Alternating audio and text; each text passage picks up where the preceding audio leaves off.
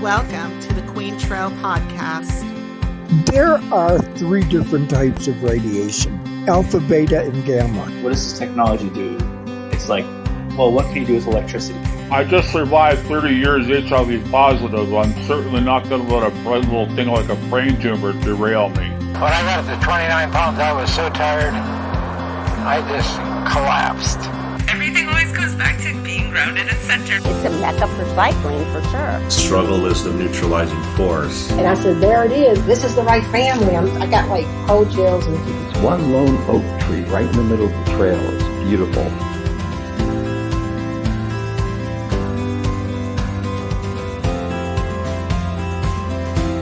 Hey everybody, welcome back. I hope you've had a great week since the last time that we got together. I am really excited to present to you part 2 of the In the Company of Friends talk with Laura Helm.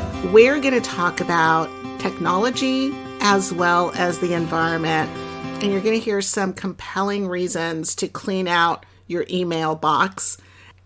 We're also going to be talking about teasing out those clues of nature, becoming more aware of what nature is telling us so that we can better understand and appreciate the environment around us, to become better stewards of the planet and help creatures like the monarch butterfly, which this week just was red listed and put on the endangered species list. So it is only 2 steps away from extinction. These butterflies have a migratory path from Mexico to Canada. Every year they go back and forth. It's about 2,500 miles along the western side of the United States. And Mexico is seeing a 70% decline in the population numbers from like the 1980s, 1990s, while California is seeing a 95% decline. So the issue is that even if you're seeing them around and you have milkweed in your yard, actually it's a 2-pronged issue. One of them is a lot of these butterflies' habitat along that 2,500-mile migratory path is being lost. It's being lost either to clear cutting, pesticides, herbicides. The drought is causing problems with the growth of plants that are part of their habitat, as well as water sources. So there's a lot of things that are going on that are putting this butterfly in peril. But the other issue is the milkweeds that a lot of us are planting. So I'm going to say probably for about the last 20 years, I've had volunteer milkweed in my yard, and it's beautiful. The problem is that it's been recently reclassified as a B-rated noxious weed. So this is the tropical milkweed. It's red and yellow, and a lot of landscapers use it because it's 1, beautiful, and 2, it's a perennial. So it's around all year. That is a problem in 2 ways to the monarch butterflies. One is that it encourages the butterflies to stick around rather than migrating like they're supposed to. So some counties like Ventura County are encouraging gardeners to remove the tropical milkweed, and they're having giveaways of native milkweed, which would be the narrow leaf milkweed. Its Latin name is Asclepias fascicularis, which totally sounds like a Harry Potter spell. I will put a link in the show notes for you. If you don't have milkweed in your yard, you can grow it from seed. Just spread a bunch of it around, because once those monarchs lay their eggs and the caterpillars are hatched, they pretty quickly will decimate that plant. I mean, they are very, very hungry little caterpillars, but you're going to have a bunch of monarch butterflies that hatched in your yard because you fed them the right food. And hopefully the numbers will grow. It's really heartbreaking to me. It's devastating that 95% of the monarch population has declined in California and they're going towards extinction. But these are some of the clues that you see from nature. Nature depends on us so much. I had the opportunity today, so when you hear this, it'll be a couple of days ago, that I went to the Los Angeles Arboretum, to the Jurassic Summer Camp, designed specifically for adults. We created terrariums. Instead of juice boxes, we got wine boxes. So we did a sip and educational tour around the Arboretum. One of the things that definitely stood out with that and this issue that's going on with the monarch butterfly and with the food sources that we're putting in our yards is how much nature depends and is directed by what we do. So if we're not putting out the right food sources for the monarch butterflies, they're going to start going towards extinction. If we're removing a lot of their habitat in that 2,500 mile migratory path, they're going to start to go towards extinction. So logic only dictates that if we start bringing back the right type of plants, we're going to help increase their numbers. You hear that quote so much, that we are so much more powerful than we think. And in this instance, that is true. So I just wanted to get that out there. Without further ado, please join Laura and me in this episode of In the Company of Friends. Okay, so I know that you ended up getting a degree in mathematics and computer science, and a lot of it had to do with growing up in this little town, and those were the expectations. That was just normal. This was the course of your life. And did you choose that because of your dad's career? Because I know he had a really interesting career. He was in engineering and he worked on the Apollo program. But I think I inherited, actually from both parents are kind of mathematical. I still enjoy computer science. I still enjoy math. You know, I still read books on both subjects and I still teach computer science. But yeah, absolutely. That was an influence. He was always trying to get us to become little engineers. But to be honest, one of the reasons I kind of wanted to go into physics, but I felt like that was something that you had to dedicate your life to. Like I couldn't pick one thing to dedicate my life to.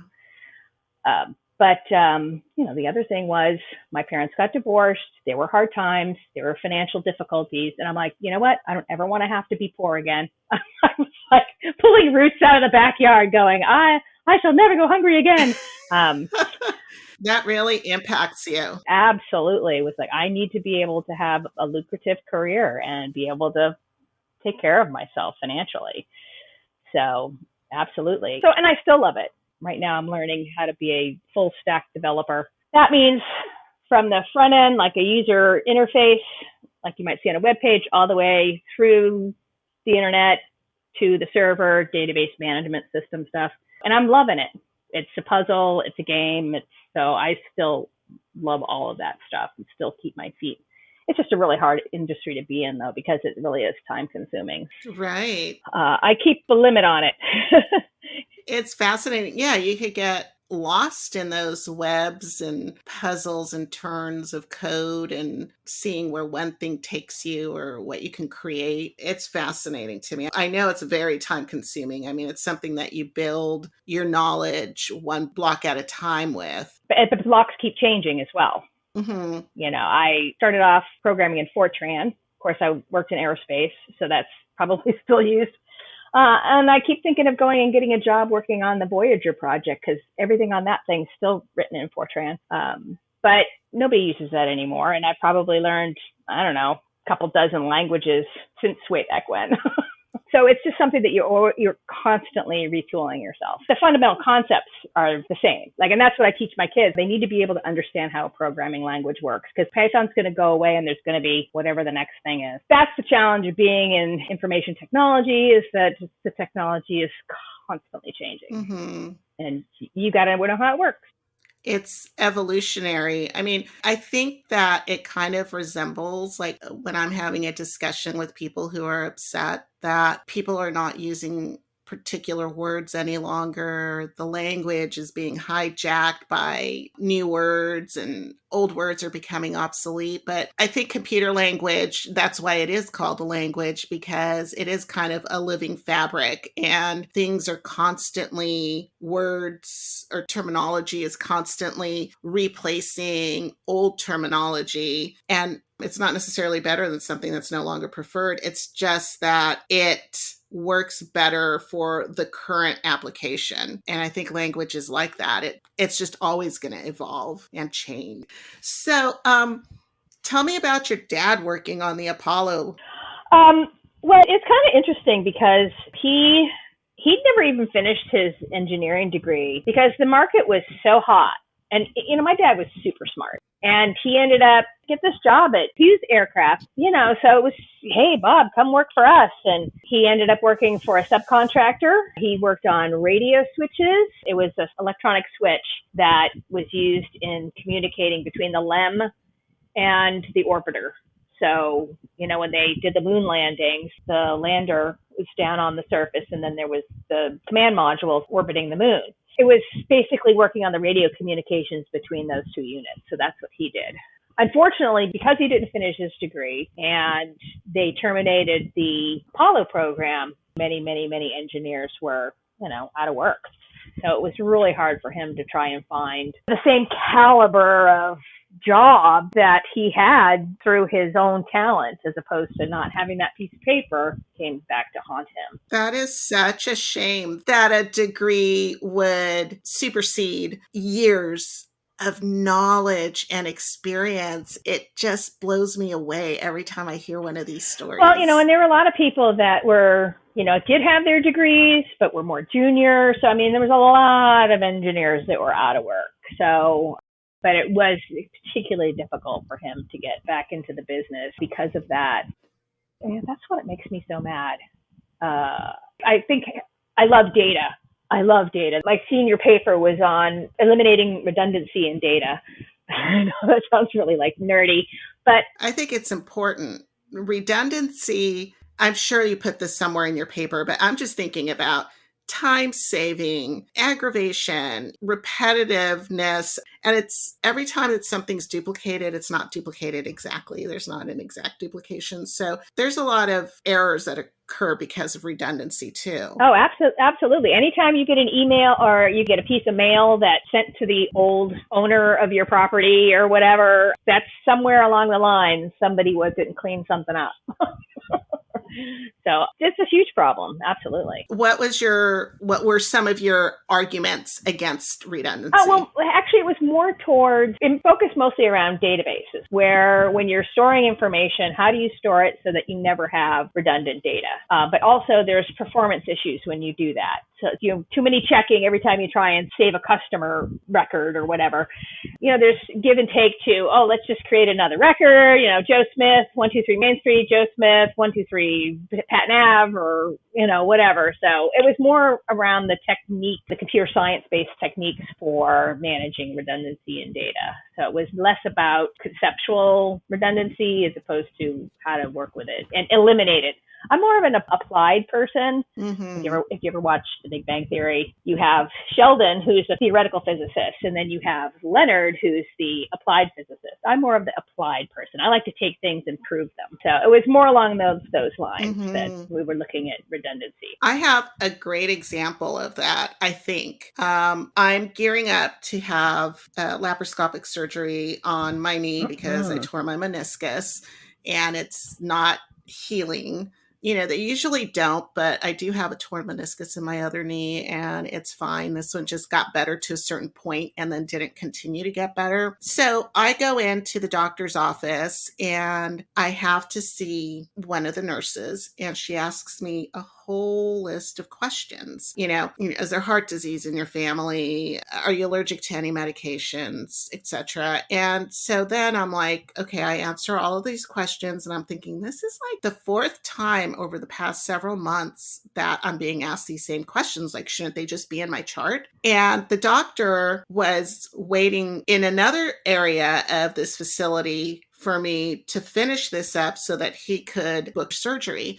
Well, before that could happen, a second guy walks in and he's like, I'm going to just ask you a couple of questions and just want to make sure that everything is set up. And he proceeds to ask me the same exact questions that the nurse had just asked me. And I said something about it. And he said, yeah, but this is a different section of the computer. They don't talk to each other. Right in the middle of me having to repeat all of this stuff, all of this medical stuff again. And the doctor walks in and he goes, I'm really sorry, but I have to leave. You're going to have to come back next week. And I'm like, what? And it was all because of redundancy, and it wasn't super close. So I had to drive back, and it was a 5-minute visit with the doctor for him to go, well, looks like they asked you all the questions. When do you want the surgery? Good Lord. Well, you got to be careful. You got to be careful when you bring these topics up with me, because people in my former industry, now I'm teaching programming and stuff, but I'm not really, I'm not an IT person anymore. But they're expensive. Good people that can code and design and do business analysis are very expensive. But you know what? They save you a ton of pain and suffering later on, and costs and whatever. But it's overhead. Companies, businesses, they don't want to invest in very expensive people. In fact, I just left an investment company. They had purchased a company that I had already been doing business with, and they wouldn't clean anything up. They had, again, this redundancy problem because they had multiple systems. They hadn't integrated everything together. It had already been like 4 years since they bought my company, and I'm like, forget it. I can't stand it anymore. And so I moved my money somewhere else. Oh my God. So, and I worked for LAUSD. Teachers would complain about some of the technology that they had access to. And it's just like, well, you guys don't respect your IT. You don't. And you don't pay them enough. So you get what you pay for.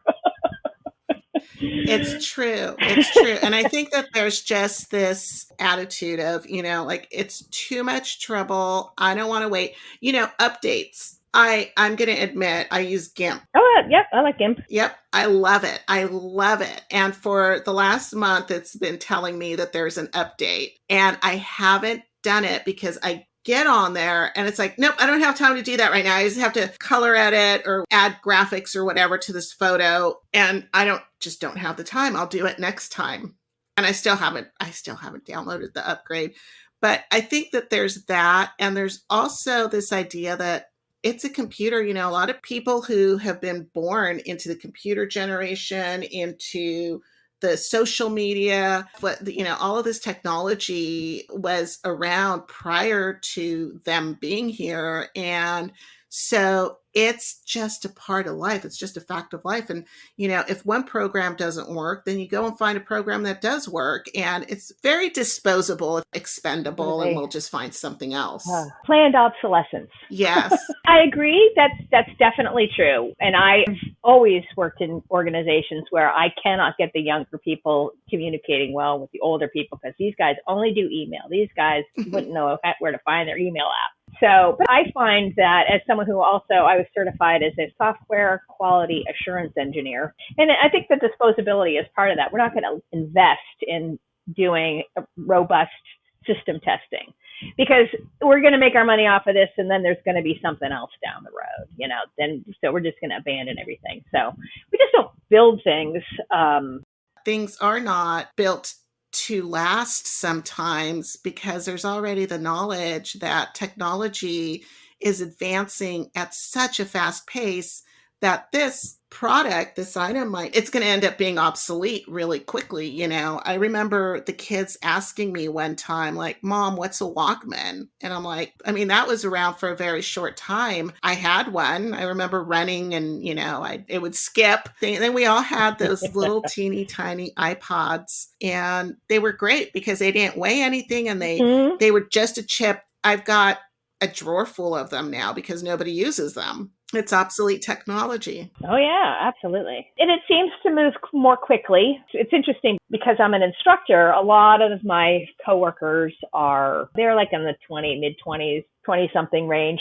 And I knew they were fresh out of school with their computer science degree. And mine, like I said, learning Fortran. And actually, my very first job was to do my own punch cards. I never actually coded with punch cards, but that was part of our history lesson. But anyway, so I was always very cognizant of the fact that these guys were the latest and greatest in terms of education and everything. But then I see our students come in, these 10-year-olds that are saying, oh, wait, you don't know about such and such? So it seems like it's accelerating. So it's 30 years between me and my coworkers, which I feel like it's obviously a generation. But even just kids that are 10, 8 years younger are already telling them they're a bunch of old fogies. So I feel better. I mean, it's funny because I think it's accelerating so quickly because everybody is racing to be at the top. It's like the nonstop race. You watch the Olympic runners, and they're all just jockeying for first position. But their race ends, and they get to lay down and taking deep breaths and all of that kind of stuff, trying to return to normal. But these races to get to the front of technology are never ending. You get to the front and somebody's already racing past you while you're going, yes, I made it. Somebody's racing past you and going, nope, here's the next thing and I'm going to do it. You've got, the metaverse, you've got Web3, and I mean, there's so many different things. You got the NFTs, the cryptocurrencies. The cryptocurrencies. I'm like, you wouldn't catch me getting involved with that. I know it's like, it's a speculation sort of situation, but I've seen these things come and go. I'm like, yeah, you guys can keep your cryptocurrency. If I have to use it eventually, I will. But no, I'm not going to wild west this one. And people have lost their shirts. So. Oh, they have. I know. It's not FDIC insured at all. So you've got that. But I think, you mentioned 10-year-olds and they're seeing like Bleecker. His NFT went for, I want to say 30 million because 300 sounds completely insane, but I think it was something insane like that. He puts it up and just starts watching the numbers go up and up and up and up. And it's sold, and I'll put the right amount in the show notes, but kids are seeing that, they're seeing these really cool NFTs. And actually, then you start reading about stuff like crypto whales. They call them crypto whales. And it's like, in your imagination, you're just seeing this big whale like floating around. But it's that much crypto that's being moved around. And you're like, who's moving it? What? But it's just a crazy world. And the kids are seeing all of this and they're getting really excited about being the ones that put the next NFT out there. And it's like, how do I do that so that I can be the next big person there? And kids are just they're like little sponges, they absorb everything, and they have not had their imagination capped yet. Right. So they still live in a fantasy world, and so they create some really amazing things, like, the sky's the limit with them. Absolutely. Well, as long as they don't lose their shirts, Actually, my company, we had an artist, I can't remember, from Taiwan. So when kids attend class, they get coins that they're just points.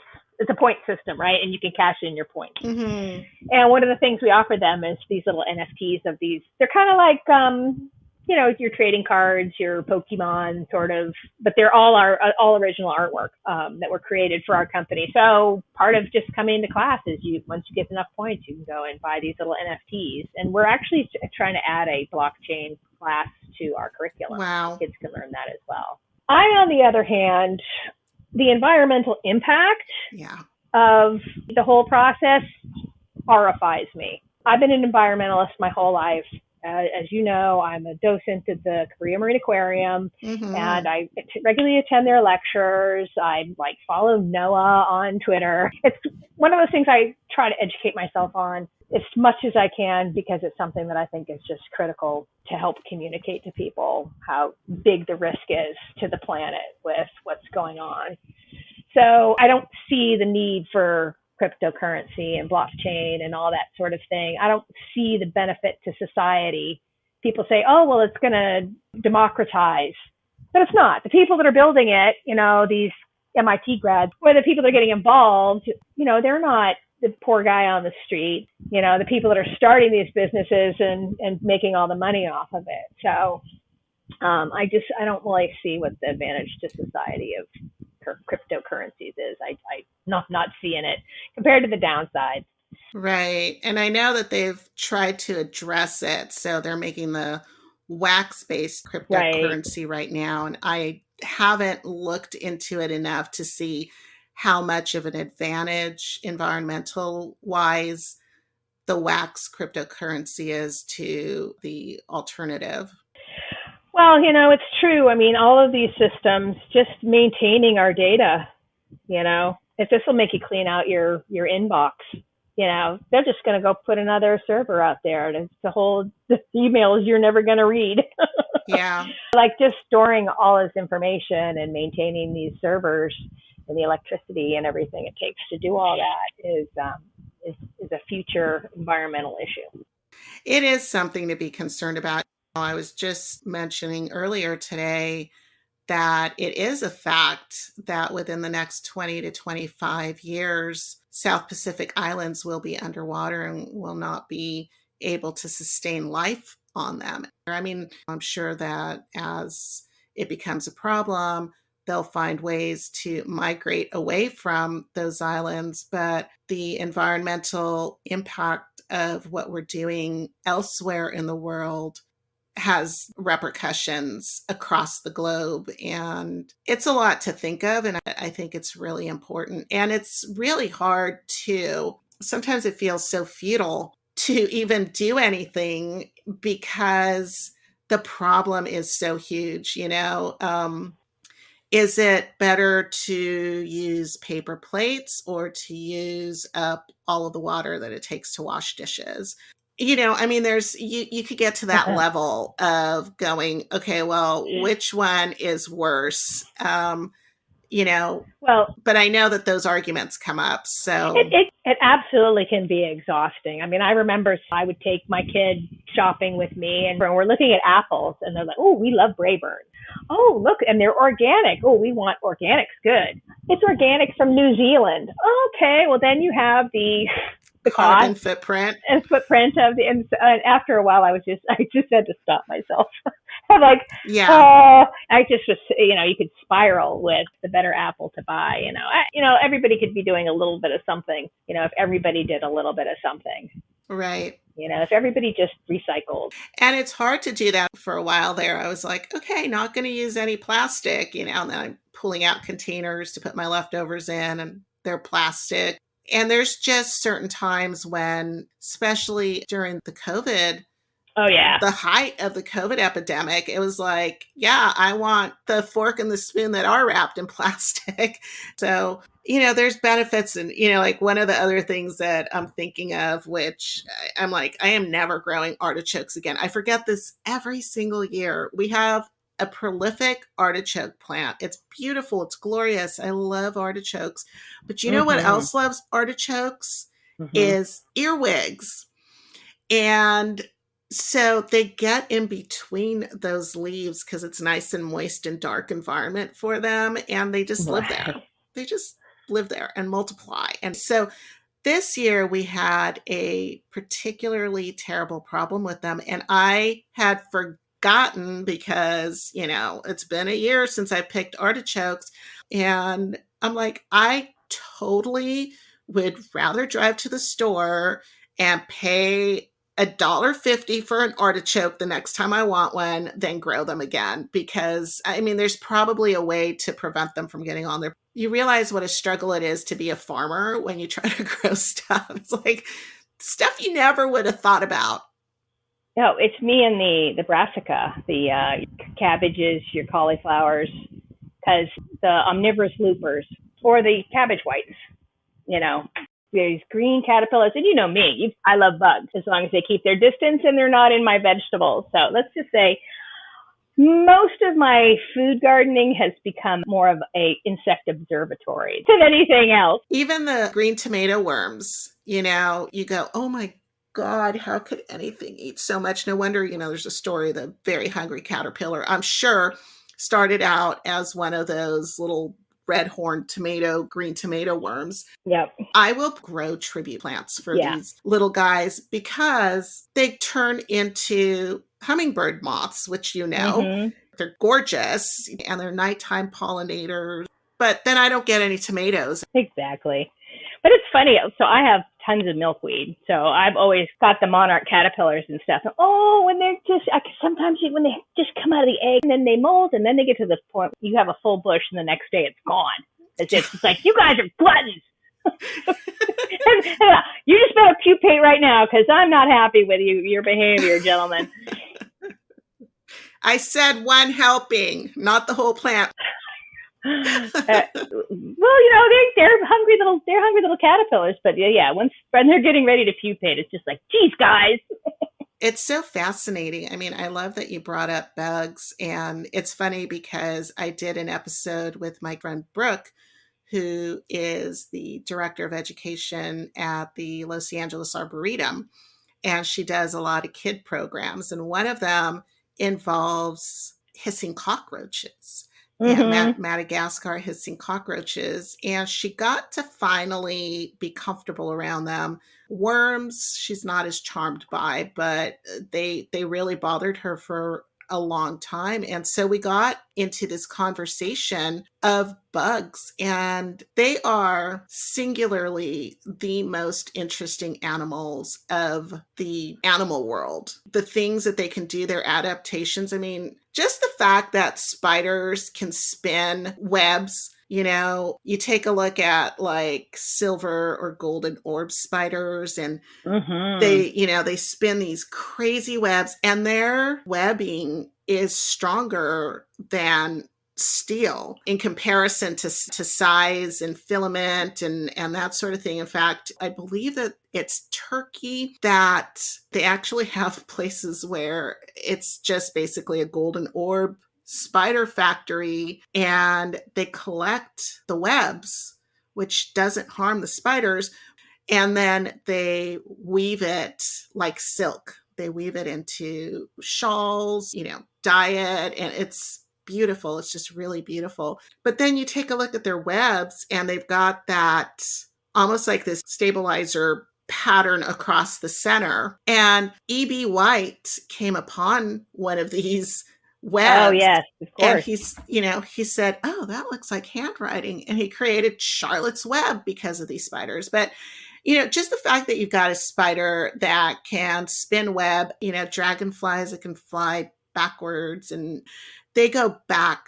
They are one of the least changed creatures from prehistoric times. The only thing that's changed about them is their size. They become smaller, of course. I could go on with a list of what all of these different bugs do, because I'm just as fascinated by them as you are. Speaking of caterpillars, all of the saturnids, they have very voracious caterpillar lives, and then they're born without a mouth. So they can't eat, and they're enormous, like the blue morphos and the Luna moths with those really elegant long tails at the end of their wings. They can't eat. I think they live like maybe 2 weeks tops, and then they just kind of fall out of the sky and die of starvation.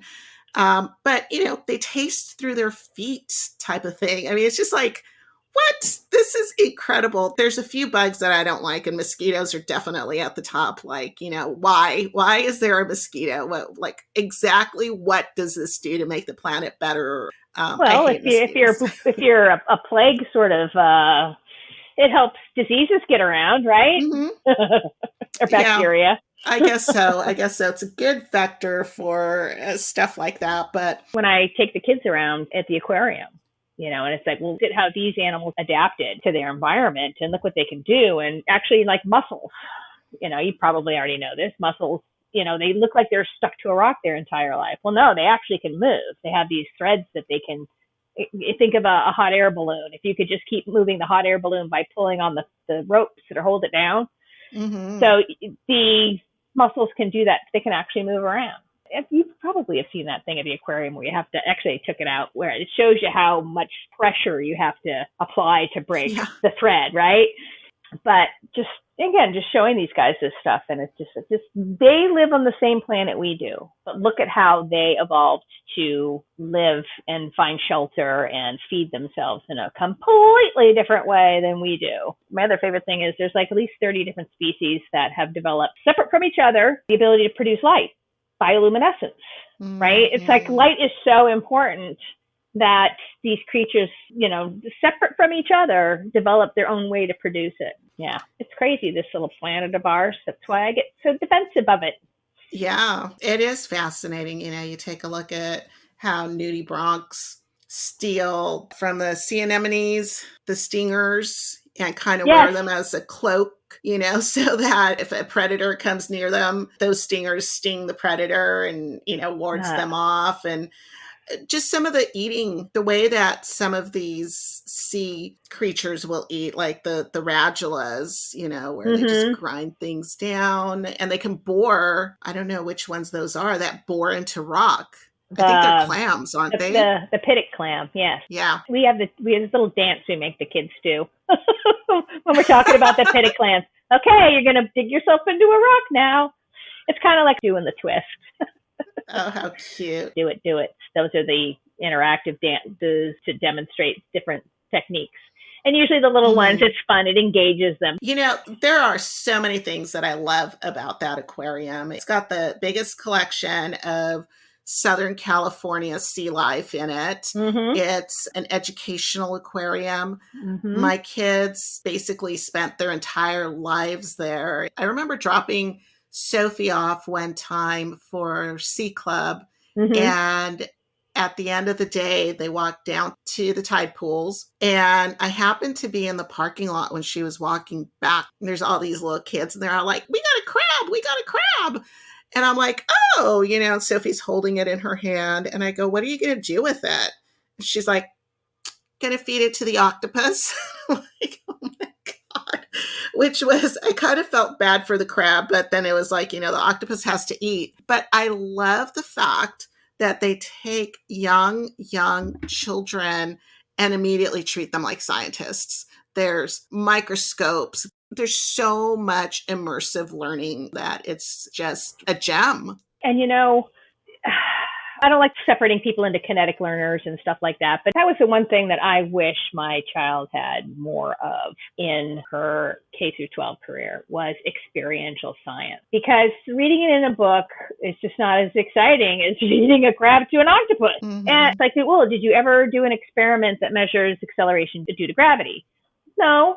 I could have come in and showed you a way to do that. And, it made physics real for me when I was able to do that. And again, I go back to my privilege going to Wayland High School and Wayland Middle School was, we had that experiential science all the time. And it helped me take on more science and technology related subjects. I can see kids just not feeling comfortable in that world because they just was kind of like book learning. And that's really unfortunate, I think. I think so too. I mean, I know that if you're in the middle of America and you don't have an aquarium near you, that's the way that you're going to learn about sea life without leaving to visit the ocean, to visit those aquariums there. So there's clearly a need for the books and the videos, but having that hands-on experience, I remember I had the opportunity to milk a cow once, and I haven't forgotten it.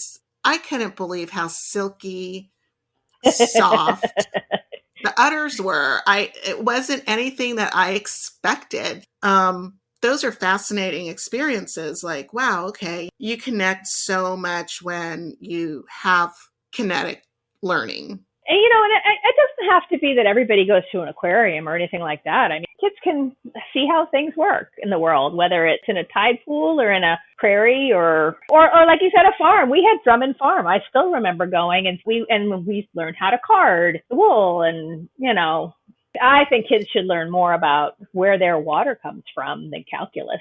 And that's coming from someone with a degree in mathematics. Like, give them statistics, and obviously algebra has a lot of logic and that sort of thing, trig as well. But if you cook, those are concepts that you use every day. 1/4 cup, a half a teaspoon. Right, exactly. I mean, I know it's like low level, but they're concepts that you actually use. Calculus, I'm like, okay, I'm a little bit lost. If you need calculus, you'll learn calculus. If you want to go be a physicist, learn calculus. Nobody needs to know calculus.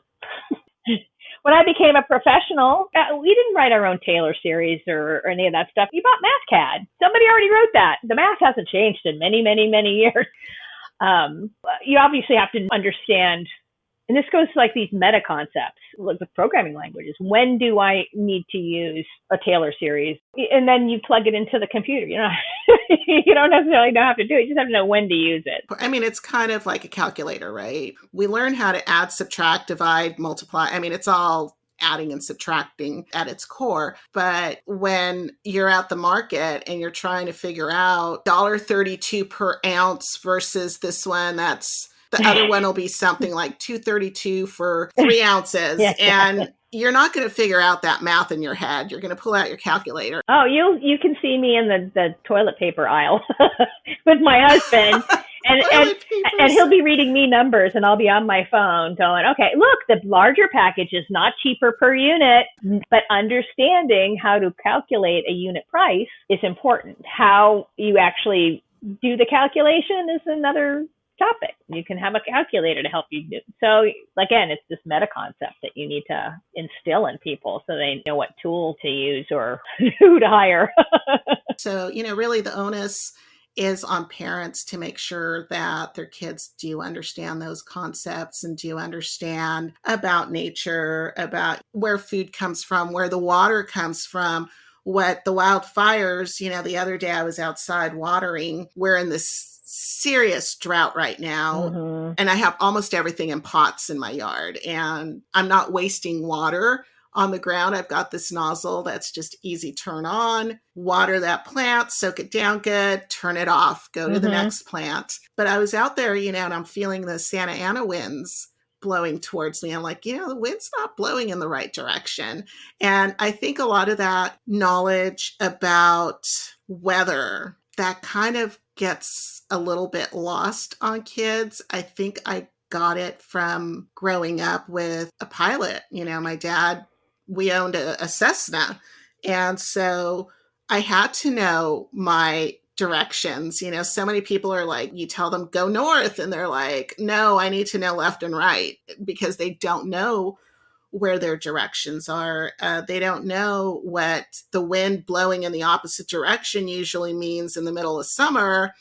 Probably Santa Ana and fire season is like right imminent. And in the winter time, you probably have a storm coming through because the wind's blowing the wrong way.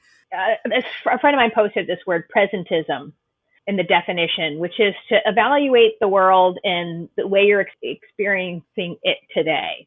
Like her emails, the technology was completely different back then, but they think of it the way that they're experiencing emails today, that you have all this technology and there's backups. Once they burned her BlueBerry, that was like 30% of the emails because they threw it in the shredder. That's why they went, because you didn't have this, right? So I think when we are looking at big problems like climate change, people just look at the world of the way it is today and the way it works today. But if you were a gardener, or like you said with the Santa Anas, it's like, wow, this is kind of a weird time of year for the Santa Anas to be kicking in, or to watch when your plants blossom. I have a nectarine that was hybridized to grow in Southern California because it's not really the right temperate zone, hardiness zone to be doing stone fruit. Well, this one had been grown so that you could grow them in Southern California. Well, it's now in the 25 years since I planted it, it doesn't blossom the same time. It doesn't blossom as much because it's getting hit with heat earlier in the year than it did when it was designed. So I think if people did things like gardening or farming, or where you're interacting with the planet around you in a way that you become attuned to these natural ebbs and flows, and then you can go, oh, something's wrong, or something's changed. Absolutely. Interacting doesn't even have to just be gardening. Like, I love snorkeling, and there will be like kelp growing all around you and just this proliferation of sea life. There'll be like sea bass and opal eyes, and you'll see the snails, and it's just beautiful, very calming. And of course the temperature, I wear a spring suit because it gets pretty cold out there, but it's just nice. And if you're lucky, you'll see a sea lion. And then you'll go out maybe 2 or 3 weeks later, and the kelp is decimated. The water feels warm, everything feels off, and the tide is just rolling tons of kelp back up onto the beach because the water's too warm for it to survive. And everything's moving further into the ocean to survive as well. So those interactions tell you that something's going on. Yeah, absolutely. It could be growing up in New England when the crocuses came up. I mean, that was a pretty obvious thing because that was like always the first blossom of spring. It's like we're seeing crocus in February. That's not a good thing. So yeah, it's unfortunate that people don't get, I have kids that come down to the aquarium. They live in Westchester and they've never been to the beach because, their family may not have the transportation available to them, or mom and dad work 6-7 days a week. And that's another thing that keeps kids and parents from being able to, you might want to, as a parent, educate your child in these things. And so you're doing everything that you can to enroll them in summer camp, to enroll them over in programs at the aquarium, etc. But you've got to work. Like, you've got to put food on the table. And so there's, I think that there are a lot of, by necessity, just because of the way that our lives are, especially here in Los Angeles, where it's so expensive just to breathe. And thinking of that, the pollution that's in the air, like that's something else that, you've got to look at, and that which affects all of these things that we just talked about. But you do need to be aware of those things. So it's really awesome that these programs are available. And again, it's kind of up to us as parents to make our kids aware of these things. Just with Sophie and I, we went a few years ago to Pear Blossom, which is in Lancaster. It's like the high desert there. There's a place called the Devil's Chair. And I said, let's go for a hike. And Sophie said, okay. And then she, regretted it later in the day. She loved the hike. It was a little over almost 10 miles. It was a little bit over 9 miles one way to get to the Devil's Chair. And then coming back out of the Devil's Chair, which was spectacular once you got there. And that's where we had our lunch. It was uphill for quite a way, and the sun was setting. There was ice on the trail. I thought it was glorious. I'm like, you know what? I can go 30 miles. I don't care. But we basically did 20 miles. And she's like, I am never doing this again. But we have all of these great memories despite that statement, because she brings it up all the time. Like, oh, remember that? Like, this was so cool. That was so cool. And then a fire went through there the following year. And all of those trails have been rearranged. It's amazing the changes that a fire causes to an area. I used to go up to Schweitzer Canyon and hike through there. And there was this terrible raging fire that went through there during one of the droughts, one of our fire seasons. It's no longer just a wildfire. Like, it's guaranteed that this is going to happen because of climate change, and boulders fall, trees die. There was this whole entire glade, little forest area. I don't know what else to call it. I'm sure it's got a better name than that. And there were these ancient trees, tall trees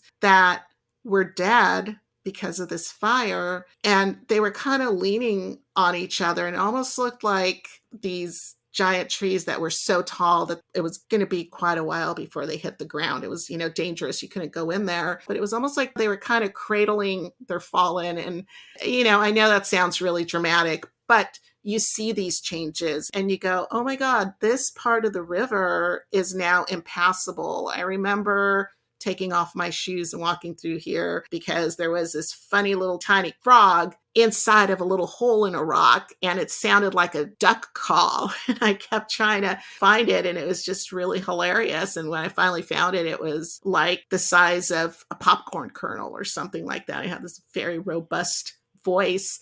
But it's really sad to see that. And, places that were shaded are no longer shaded. And there was dodder. I'd never seen dodder before, Dodder. It looks like golden fishing line, and it must... Oh, yeah. I just Googled it. Grow. Yeah. Okay. So it must grow from spores. It's not really even a plant. I don't even know what its classification is, but it attaches itself. It has no chlorophyll to speak of. Oh, it's a parasitic plant. Yes. I just saw someone talk about one of those and one of those naturalist TikToks I've been watching. Check that out. Yes. So there was daughter all over the place. Like I took a picture of it and I started doing all this research. Like, what the heck is this? I've never seen this. Is this real? Because it doesn't look real. And it sucks the chlorophyll out of the host plant, but it never actually turns green. It stays a golden color because it can't produce it and it can't sustain it. And it is parasitic. It's like some alien, but that started growing everywhere. And so these fires going through really weaken the ecosystem. And at the same time, there's seeds deep down in the ground that it exposes. And, so then there's this growth and this renewal that does happen, but it's just really sad to see that, especially trails that you know really well that you've hiked through are so drastically changed after a fire. And so it's not just the ground that's getting burned, it's all of this. And it is hard when you, like Mount Wilson, right? So it was a station fire that took out a lot of that. And we went, it was really funny because there were these inflorescences, these big giant spears of purple flowers sticking out everywhere. And I'm like, oh my God, I've never seen those before. And I walked into the visitor center and I said, what are those purple? And before I could even finish the sentence, she said, oh my God, you didn't touch them, did you? Oh my gosh.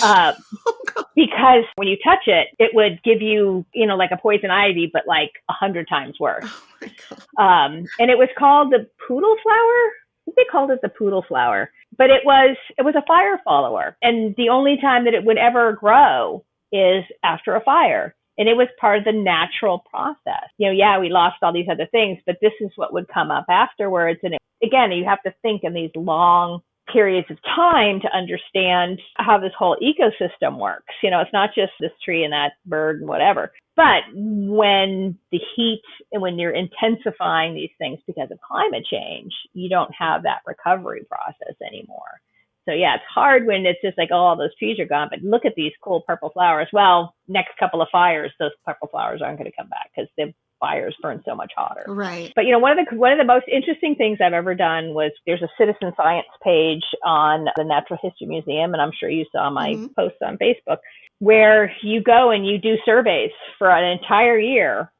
I would go over to the Marine Exchange, to the area around that, Angel's Gate, and just this one little plot of land, I would go out and I would do a survey. Who's living? What lizards and butterflies. And every month you go and you use your iNaturalist app and you record the creatures and plants that you see there for this project, because they really wanted to understand, what was living in Los Angeles. That's why they would do these projects, right? So a couple hundred people would be out once a month, go out and do a survey someplace. And one time I went and there were all of these weeds, and I can't remember the name of the plant, but they were covered with painted lady caterpillars. And I just was like, oh, I can't wait till next month to come see what happened. Well, the city people came in and just mowed everything down. Oh God. No. So all of it was decimated. All of it was gone. And I understand it was a fire hazard. The Marine Exchange obviously is a very important building for the entire port of Los Angeles. But I was heartbroken. That hits you in the stomach. I was like, I hope they had a chance to pupate, but at least that's not a species that's endangered. Right. Yeah. They're fluttering all over the place. That's for sure. I've been a nature observer my whole life. I garden with my parents, blah, blah, blah, blah, blah. But to go and do these surveys, the intimacy that I developed with this little patch of land, I can't explain it. I mean, you have to go and do it to just I understand this place in a way that you couldn't, even someone that came in and spent the day observing wouldn't see. It just was really special. I recommend it for anyone to just go in your front yard first Thursday of every month and do a catalog of what's living there. For sure. I will put a link in the show notes. I'm glad you reminded me because I'll do it. It is a little bit of a commitment, but you're getting so much out of it, right? Absolutely. Definitely. Everybody should get iNat anyway. And there's very few people that don't go, what the heck is that thing? take a picture, upload it to iNaturalist, and hey, look, it's whatever. Right. iNaturalist, I'll post a link to that as well. You can upload pictures of plants. I didn't have it when I saw the daughter over at Schweitzer Falls. It sure would have been handy. I could have just taken a picture of it, uploaded it to iNaturalist, and it would have come back with all this information. I mean, it's a fabulous app, but you can upload bugs to it, anything that you're going to find out in nature.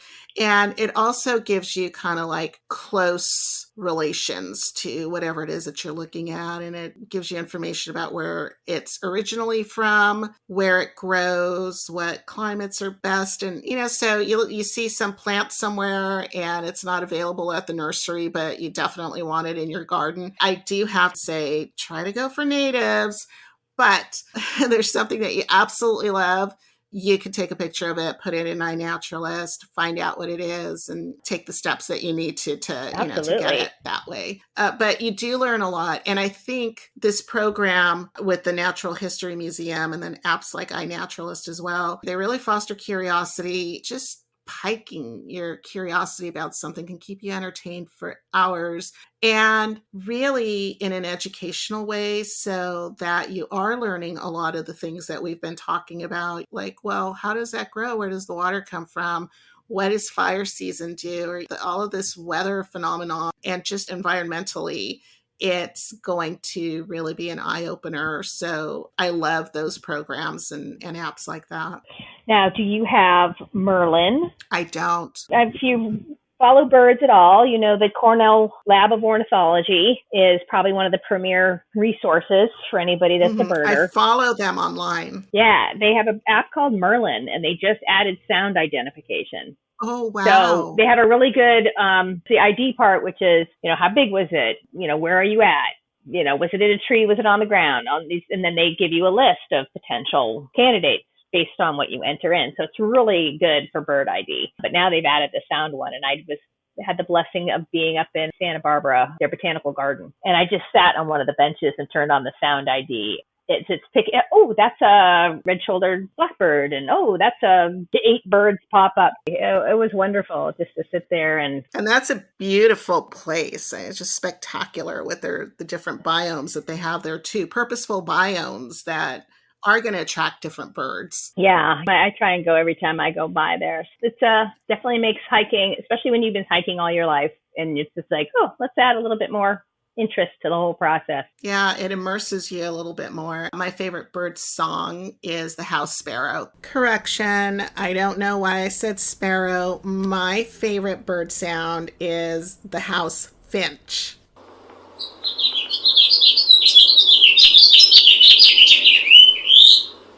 They're so charming, and they just always sound so cheery. I can just, I think those are probably the birds that came down from the branches to land on Sleeping Beauty. I don't know. One of those princesses was able to charm birds down from the trees, and you hear this bird song in that cartoon every time. Yeah, mine is the lesser goldfinches. It's kind of melancholic. Maybe I'm just thinking about it because I have a male that's been working the room out in my trees the past couple of days. Ladies,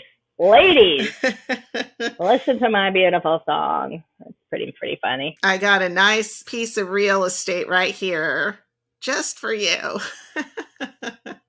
That is really cute. I definitely wanted to also talk about your jewelry making. I mean, I'm so fascinated by that because it's very intricate. It's really beautiful. It's super precise. And I see so much of your mathematical and engineering knowledge. Your environmental interests are also being brought together in the jewelry. And they're such unique and beautiful pieces that I wanted to talk about how you got into that and just the whole process that you go through to create some of these. Well, both my parents were creative. And my father would buy old instruments, like $10 for an old banjo, and he would repair it, like redo all the inlays. I would have, especially banjos, which he never played, which is funny because he played guitar, he played fiddle, he was a very accomplished musician. And my mom she also did not finish her degree. Back in their day, you didn't need, you could just kind of teach yourself stuff. My father-in-law was the same thing. Had multiple homes, worked in the stock market, but worked his way up without ever having finished college. Isn't that an interesting contrast between then and now, and the freedoms that you had in your career without a degree that are not available at this time? Yeah, it's interesting. I don't think we ever finished talking about how people are using data to measure you when the data is not necessarily complete. They don't look outside that piece of paper, It's just like, okay, what are your certificates? They don't look at things that are a little bit less well-defined. Yeah. I mean, just going back again to Brooke, she has a degree from Cal State Northridge. She had years and years and years of experience in the museum industry, all of this knowledge curated.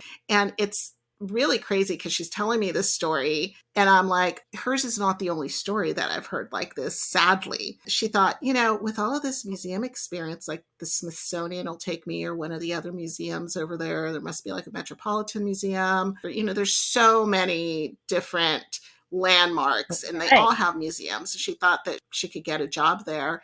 And it was so status oriented that when they'd never heard of Cal State Northridge, they hadn't even heard of she worked at the La Brea Tar Pits, but she couldn't get a job in the museum industry for 5 years that she was in DC. And she finally came back 6 months later. She had director of education position at a really big deal museum. And that's exactly what she's doing at another big deal place, the Los Angeles Arboretum. And it was all because she didn't have the data set. She didn't fit that perfect little box. Well, this is another place where companies in particular don't want to invest, and that's people management. They say people are managers, but most of the people I know when they talk about their boss, they're project managers. They're making sure the work gets done, but they're not managing people. They're not assessing their skill sets and what do they need to learn, make sure they take that class or that they develop this skill set or whatever. I should add that, for 15 years, I was in consulting. I worked for a consulting company and we would go in and we would do business analysis of your industry. For instance, one of the really cool, it was an app that tracked gas going through pipelines, natural gas. And so we had to assess what the whole business model of having to calculate huge, enormous volumes of gas and knowing all the different parts of a business and what it takes to get you there, to the software that's going to support all of that. And time again, I would see, you're not developing your human resources. There's nobody managing these people. That's overhead. Spending the time to do employee reviews or, looking through their paperwork and seeing that they need this skill or, there's all stuff that isn't billable. It doesn't have a direct economic value to it that's very measurable. So people don't invest in it. And that's why it's like, oh, well, I'm just going to run your resume through this piece of software and it's going to spit you out or not spit you out, So anyway, it's another place that my observation is people don't spend enough time and energy on because they think it's too expensive. And it just goes back to your redundancy in data because the time is not put in there that it deserves. And it really could optimize so many parts of the entire process of running a business if that extra effort was put in there. And I know, like you keep mentioning it is an extra expenditure, so that's really how I should frame it. But it is incredibly important, but it keeps getting minimized. Well, I think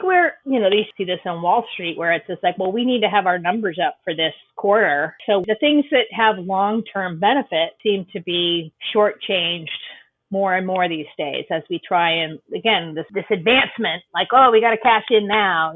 Everybody's like you were talking about running the race or whatever. Mm-hmm. It's like, well, that might help in 4 years or 3 years or whatever, but our shareholders need this information right now.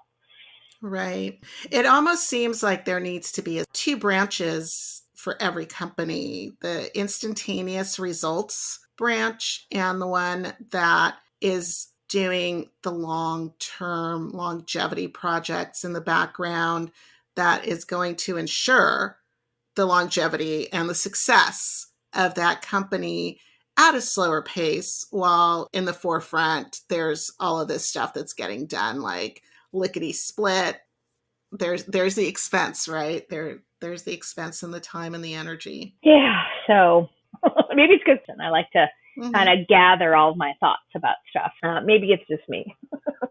I think that's an excellent trait. I think that the older I get, the more I realize that I don't have to have knee-jerk reactions to everything, that I don't need to respond immediately to every text and every email that comes my way. I can stop and think about it. Again, to economize on one, redundancy, and two, responses that either make things worse or are just plain old non-productive. So, it's okay to think things through. Yeah, I think that we all need to be validated in our response styles, who we are, those are all things of who we are, because a lot of times I think, I wish I could have thought of that. This is one of the reasons why I love talking to people. Everybody has a different perspective. And so many times I'll say, oh, blah, blah, blah, because, it's totally obvious to me. And then the person I'm talking to throws in something that's so brilliant. And I didn't see that. I did not see that. It's like, whoa, like that is amazing. And so I love that, your perspective can be widened through these various communication styles. But, it's the same thing with me, where I wish that my ability to be extemporaneous on so many conversations was quicker, was, just like on the cutting edge. But on the flip side, you take a look at some of the people who are just quickly responding to things. And like you said, they are either just on the surface sometimes, or there's a lot of error in that, or there's a lot of presumption in it that doesn't take into account other things. So I think we balance each other out. I think that the fast thinkers and the slower thinkers, and that has absolutely nothing to do with intelligence quotients or emotional intelligence or anything like that. It just has to do with processing speed and what each person is individually comfortable with, because, somebody who's producing answers really fast might not be seeing the whole picture. And somebody who's processing things a little bit more fully, more extensively, really delving deeper, is going to eventually see a bigger picture. And somewhere in the middle, there's a balance. And I think that, there's definitely space for both of those. Well, a perfect example of that was back in my consulting days. Occasionally I would go out with the salespeople. And of course, the salespeople are the slick talkers, right? And they would bring, the tech guy along with them. And I was always the tech guy. And they'd be, oh, yeah, we could do this, blah, blah, blah. And of course, the sales guys, they would be the dreamers, right? Like, oh, yeah, we could do this, we could do that, and blah, blah, blah, blah, blah. And I'm sitting in the corner going, no, you can't do that. That's going to cost you. You're going to need 70 programmers and whatever. And the reason we were teamed up was because we wanted that balance. But you have to know that the balance is needed, because I think there's certain things that are happening in politics lately where the fast talkers don't necessarily have the best solutions, but they're the ones getting the ear of the people, and there's not that balance, so. Right. The slower ones are already passed up in the race, like they find themselves finally reaching the finish line and the race is done. Like everybody's off onto the next one and the cameras have moved on with them. Right. The people that need to hear the messaging of both are only listening to the louder one, because they want to get to dinner, they want to go, they got to get to work, or they sometimes it gets entertainment, Yeah. It's like they don't Exactly. It's like, where's the popcorn? Yeah, and sometimes that's good, but then, like with climate change, it takes too long to sit and conceptualize broader subjects, so. And the concepts are so complex, too, because everything's interrelated. And, you start talking about one thing. It's like a conversation. You start talking about one thing, and that leads to the next thing, and that leads to something. And before you're looking at it, you're like, okay, well, how do I fix this? Well, that I was telling you about how we had the tech guy and the sales guy go together. And of course, I would go back and in producing the bid, I would go through, well, this will probably take about 60 programming hours. You're going to need to buy this equipment. It's going to cost them this and that. And we'll have to get this software and blah, blah, blah. And I would put this all together. And it's a $50,000 project, let's just say, which is a pretty small number for a software development project. But, and then they, of course, they'd hack it. They go, oh, no, we want a competitive bid. So okay, 45, right? So in the long run, oh, no, you don't need that many programming hours. Time after time, they did not learn how spot on my estimates were. Yeah. And then, when all is said and done, we win the contract. And then, we went over by exactly $5,000 I told you it was going to cost us. It's kind of like when you look at your navigation system, you're going somewhere and it says, estimated arrival time 4:12, and I'll be like, yeah, I'm going to get there at least 15 minutes ahead of that. So, it won't even be 4:00 when I get there. And every single time I am there, no matter what I do, I get there at the time that Waze told me. And, I could just see the voice, told you so.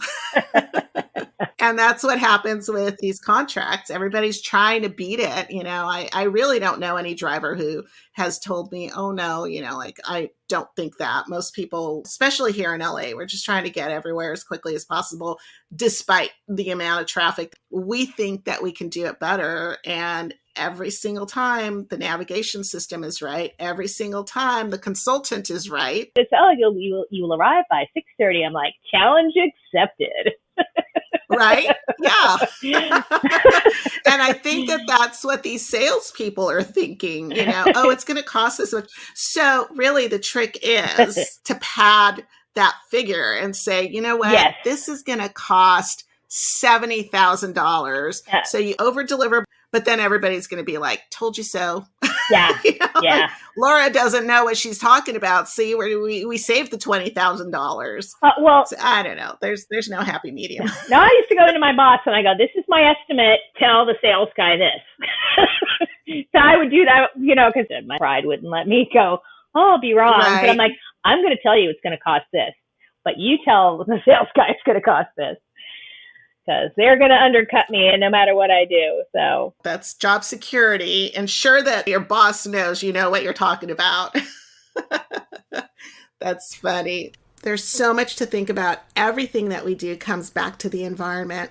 Small changes add up to big ones. So start by cleaning out your email box, planting milkweed, or joining a citizens project with a nature organization.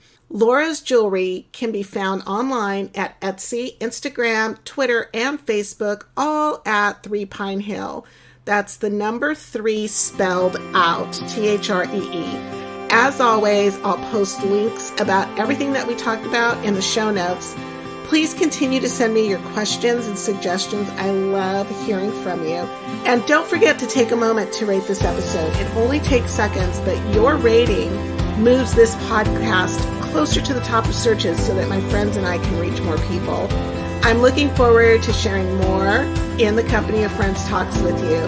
So be sure to follow me on the socials and the .com, all at The Quaintrell Podcast. That's TheQuaintrelle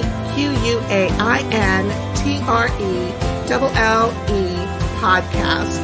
I am Sil Annan, The Quaintrell, and until next time, I wish you passion, grace, adventure, creativity, discovery, elegance, and beauty. Sounds cool. I might just, one of these, I will keep threatening my husband, I'm going to buy an RV. You're not going to see me again.